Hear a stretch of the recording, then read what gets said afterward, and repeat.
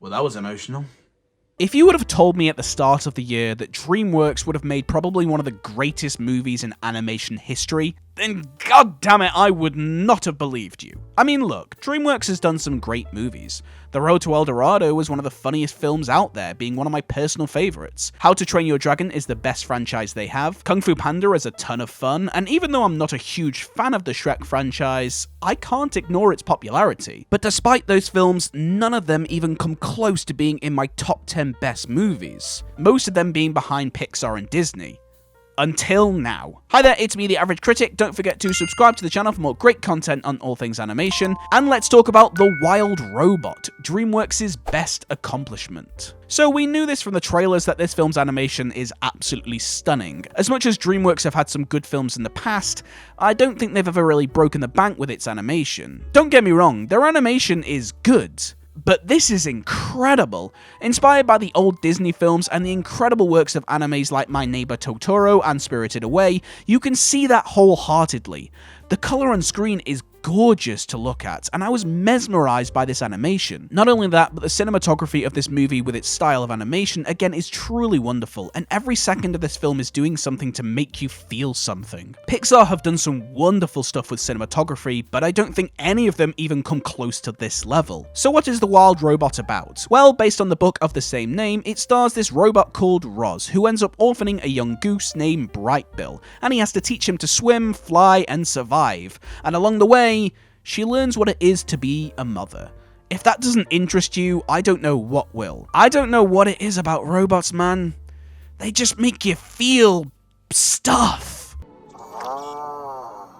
Where the film shines is in its characters, because there are a few of them. The film makes every character fit to the purpose of the story incredibly well. Now, I have never read the book, so I can only assume that most of the characters that appear are in there, but even down to the animals they help heighten this story. And I can tell you that every single character in this movie at one point just made me bawl and cry my absolute eyes out. But it's very clever with how it's designed its characters. Let's start with Fink, who is a red fox. Every now and then we just see hints of the loneliness he has had throughout his entire life, and it absolutely breaks your heart. It also really represents the animal he is. You see, in the UK at least, foxes are kind of seen as pests and not really well beloved.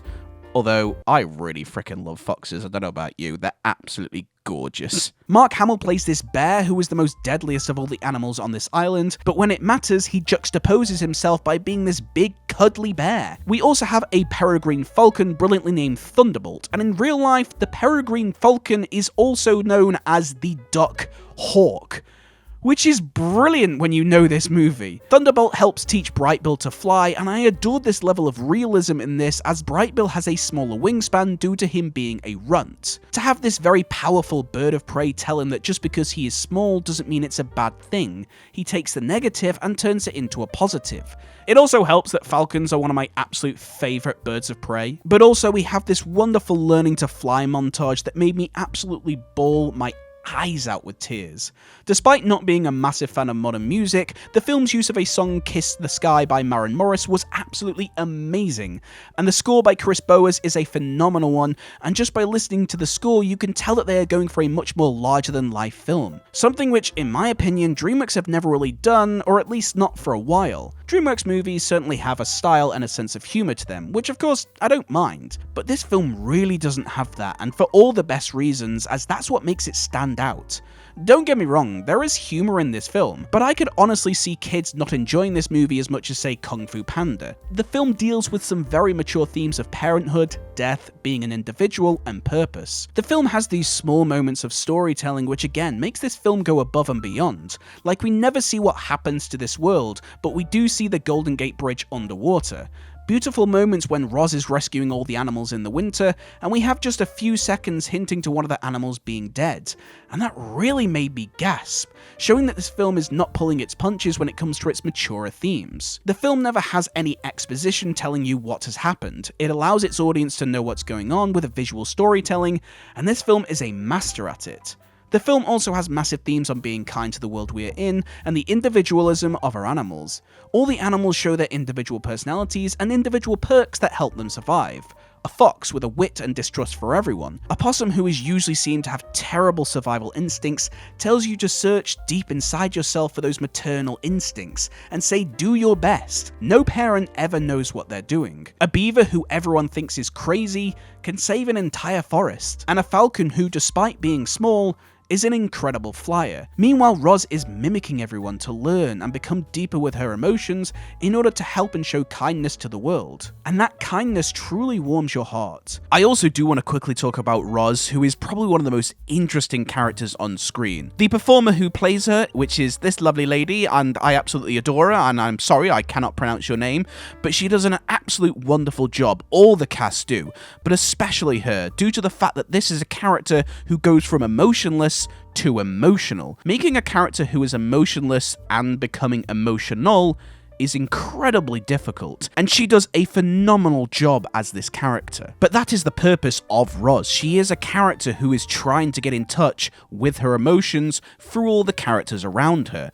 and by God, it just sets you off, and it is absolutely gorgeous. The film is such a wonderful feel-good movie that moves you without actually doing anything sad.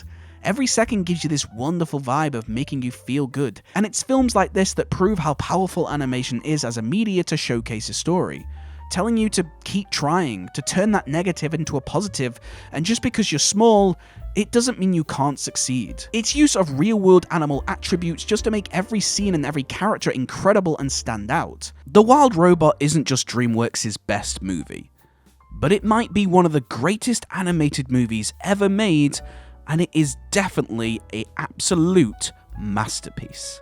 And so after all that, it gets my professional rating of 9 out of 10, and my personal rating of 10 out of 10. The only reason it's a 9 on the professional scale is because it's based on a book, and I don't know how much of this movie is book accurate and original story elements, but it doesn't stop this film from being an absolute must-see and an incredible movie. This film is definitely in one of my top 5 favorite films ever. So thank you for joining me in this video. If you enjoyed it, make sure to like and subscribe to the channel for more great content on all things animation. You can really help me out by clicking on the video being recommended for you on screen, as YouTube says that you will like that video, and who are we to argue with YouTube, I guess?